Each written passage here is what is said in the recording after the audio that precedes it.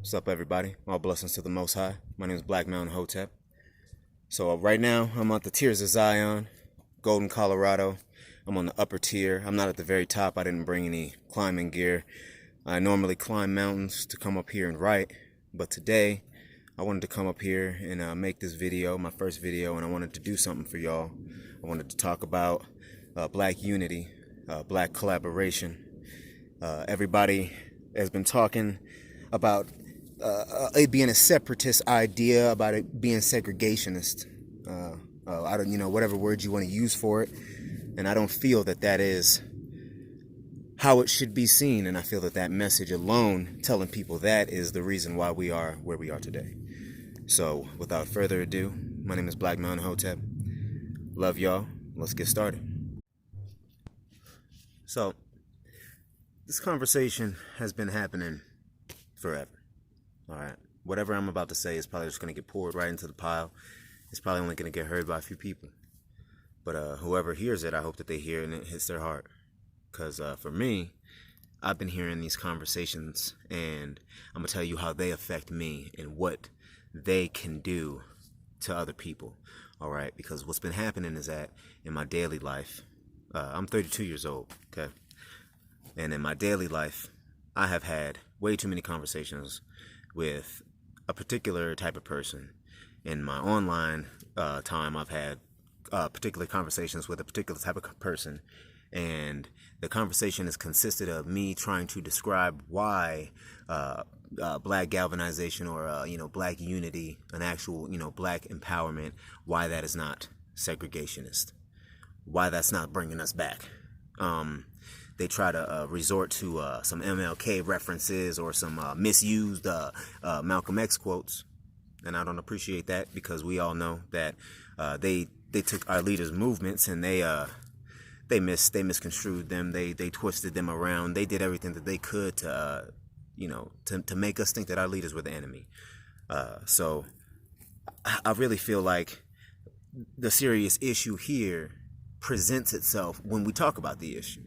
When we say we need to have spaces and situations where only black voices are talking about black ideas that only black people are creating, we need to recognize that it only becomes an issue of segregation when white people step into these spaces and try to inject their ideas, and we have to tell them to leave. Because if they don't inject their ideas and let us talk, then it's not segregation. It's just us having a conversation. Nobody goes to the Amish church. Nobody goes to, to the Asian market and tell them how to run their life. Nobody tells people how to roll sushi. Nobody tells people how forgive the analogy, but nobody tells these people how to live their cultural lives. Nobody goes down there and says, hey, you cannot be these people. Black people in America seem to be the only people who, when they express their full cultural identity, which is being unified, we seem to be the only people that when we do that, we are neglected. We are pushed back. We are told we are being segregationists. We are militant, because black unity, black power is a threat. It's a threat. And it shouldn't be seen that way. But it's seen that way because if we talk about it in that perspective, then it is automatically seen as a weakness to white people. And it shouldn't be seen like that. What it should be seen as, how I see it as it should be seen as we're showing love to our own for the first time in a long time. I feel like people shouldn't have to take my word for it. If you're looking at this video, you should be able to look up any other video that tells you should be able to read a book. Read a book. Get off of the internet and read a book. You know what I'm saying? Read a book, figure it out. This is common knowledge for our elders, and our elders stop speaking because the message gets so twisted that even they get confused sometimes. I've heard some arguments.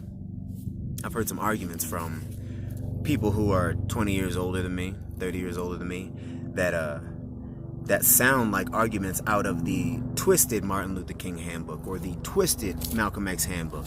That sound like the Roland Martin. That sound, let's be honest. That sound like the Roland Martin type speech. That sound like that Democratic black. And I'm not saying that is listen, man, if that's you, do you, but you're causing harm. You're causing harm to the people. The people need to get together. Period. The people need to get together. I honestly believe that politics isn't even the answer for us. They're not going to let us into those spaces. They're not going to let us into that without putting their hand in the jar. It's not going to happen. I don't see where people are missing the point here. And now I'm talking to white people directly. I don't see where you're missing the point where we have to, as black people, stick to our guns when we say that black unity is the only thing that will get us out of these areas. Every issue that we have is an amalgamation of an issue that has been created, that has come from you. It may not have come from you directly, but it's come from your forebears. It's come from your system. So as far as I'm concerned, we need to develop a system that makes sense for us. We're using a system that was created to take care and capture and jail black men, to trap black society and keep them enclosed.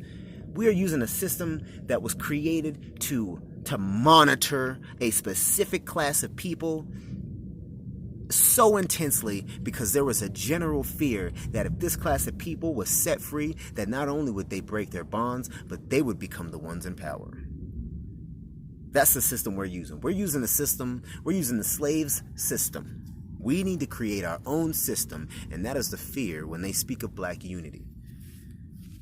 But it doesn't have to be that.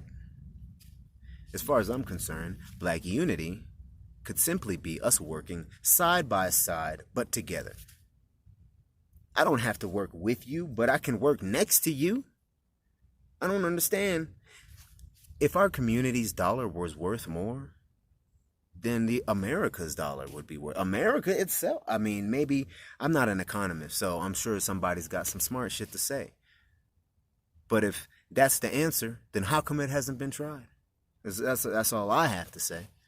So, on this issue, how I felt, and my idea of this has changed over the years.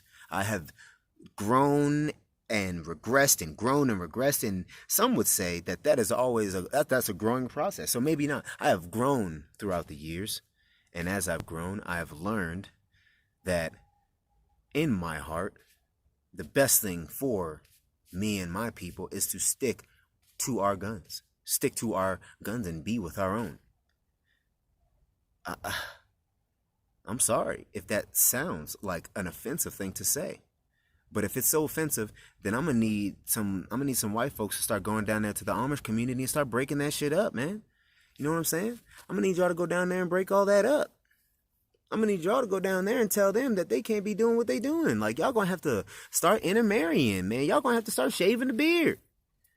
Because if y'all not gonna go down there and regulate on the Amish and regulate on the Asian, then why y'all regulating on us?